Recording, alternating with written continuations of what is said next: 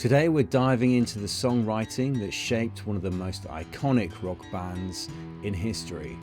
I'm talking about the Rolling Stones.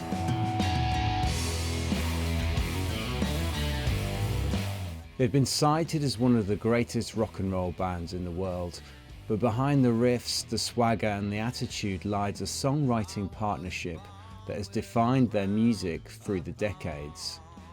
Let's break down the songwriting partnership between Keith Richards and Mick Jagger and how that has propelled them into fame and stardom through the music they've put out in the last decade. If you strip the Rolling Stones down to their musical core, then you get the blues. We're talking the Delta blues, Chicago blues.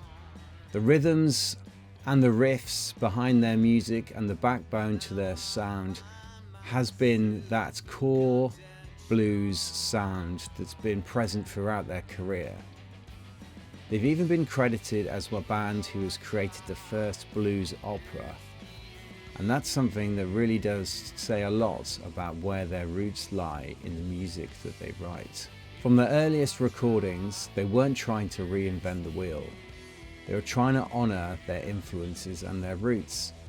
Artists like Robert Johnson, Muddy Waters all come through in their music. These are the icons that formed their musical education, and in honouring them through their music, that was what they were trying to achieve through their band. Although they put a modern twist on an old blues ideology, it still forms a pivotal part of their rock music. You hear it how Keith plays locked in to the groove, but still loose, almost like a heartbeat. And also in the way that Jagger phrases his vocal, it's almost like a sneer or preaching to the choir that comes through in his delivery. This grounding in the blues set them up to produce songs that sounded earthy and timeless, even though production techniques may have changed during the times that they performed and recorded. Keith Richards writes with his hands before he even touches a pen. For him, it's all about the riff, and that's where each song starts. His guitar work is pivotal in the blues that went before him, and he takes that further. It's the foundation of his songwriting, and it's from that point that the vocal line and the melody comes into intuition. Just look at their songs: Jumpin' Jack Flash, I Can't Get No Satisfaction, Give Me Shelter. The DNA of each of this song is the guitar riff that drives throughout. This forms the backbone which all melody and rhythm forms, and it gives his music a real sense of that earthy bluesy sound that has become part of what you think of when you think of a Rolling Stones song. Keith often talks about the songs arriving through him. It's through his open G tunings, 5-string guitars, that the sound is let to breathe. It's the vocal that relies upon the guitar.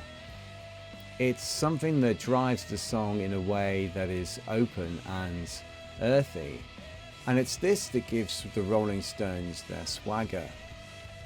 It gives the songs room to breathe rhythmically and allows the rest of the band to do their thing. The rhythm section accompanies the guitar, and Mick Jagger's vocal line does its thing over the top of it. They work in unison while also relying upon the guitar to drive the song.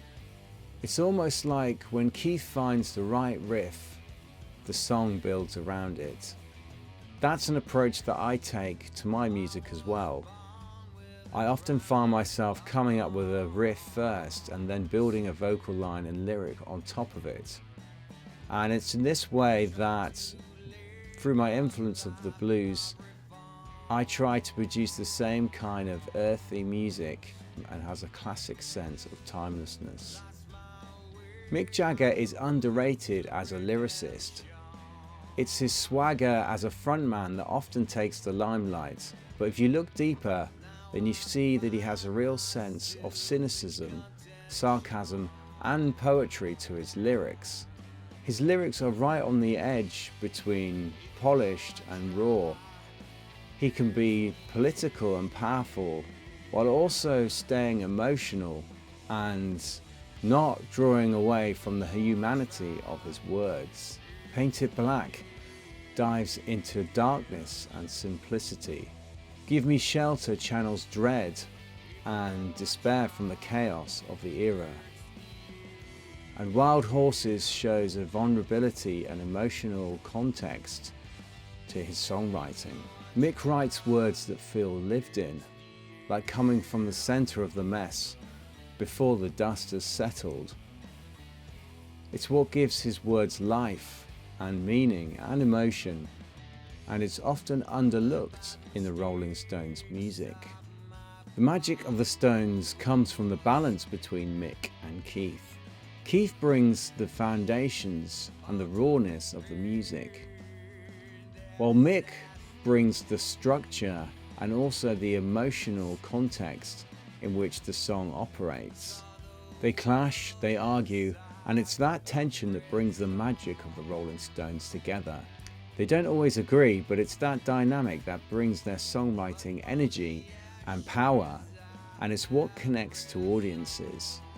It's the two opposing sides that make up the Rolling Stones, which bring the band to life and have provided them with such a large platform for success and fame over the years.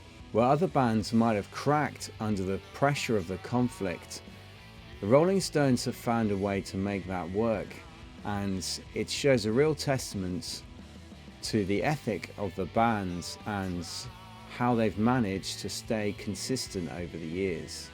The Stones' rhythm section has always been a powerful tool in its own right.